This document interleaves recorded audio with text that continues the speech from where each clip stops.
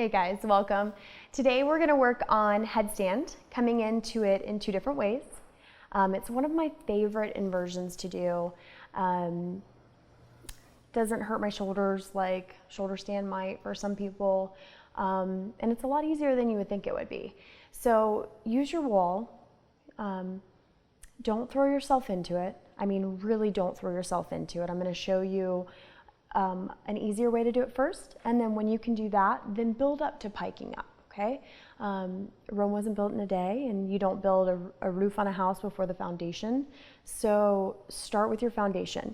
You're gonna make sure that you have the right setup first, right? So you wanna make sure you can wrap the hands around those arms, and then take the arms out. I like to have mine a little bit more narrow because what happens is as you start to go up, if you're not really engaged, the elbows start to splay out, and you really want to avoid that. So you want to work the elbows in, you want to pull inward and down and press.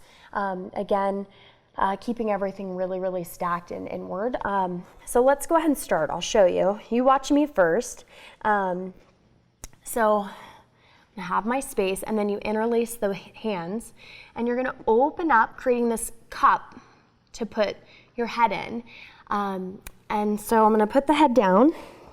I'll show you the first way to do it. So make sure you press up so you see me lift through the elbows to the shoulders, and I'm going to lift up the tail and walk the feet in, right? I'm going to take one knee in and then one knee in, right? And I could hang out here all day. So this is the first step, right? You don't even have to lift up, but you don't want to collapse. You want to lift away from the shoulders and the ears. And then you start to take the hips up, lifting the knees away from the midline. So then you're here. And then you start to drive through the heels, straightening the legs, right? So everything's in, belly button's in, you're stacked, right?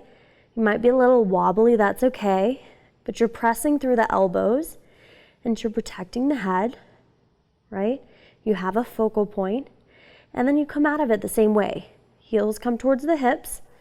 You start to bring the knees towards the chest, kind of pulling that belly in, get really round like a ball, and then the toes go to the earth.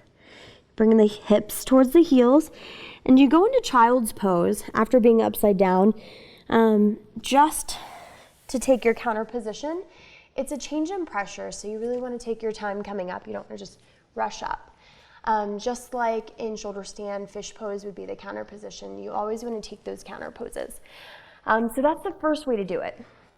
Now, if you're doing this and you're really nervous to do it away from a wall, use the wall. So you want to be, if you go up to a wall, you want to make sure that you have some space away from it, so you have some room to move up. So the way that I teach it, say this is the wall.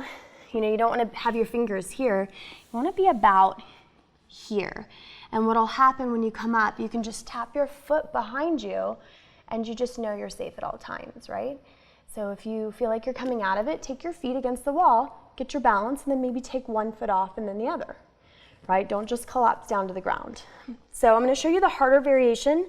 If you can't do what I just did, you shouldn't be piking up, okay? So let's go ahead and start over. I'm gonna make that little bed for my head to rest in, okay? Pressing through the elbows. I'm gonna lift those hips up. I'm walking the toes in, and eventually my toes come to a hover, right? And I could hang out here all day. Then you start to move the toes up to stack. Right? And you come out of it the exact same way that you came into it, just like tucking. So the hips start to go back, the legs start to pike, right? And you have control at every point. That's really tapping in to your core. So there's no real modifications other than those, and using the wall. So you want to take your time. Don't just throw yourself up.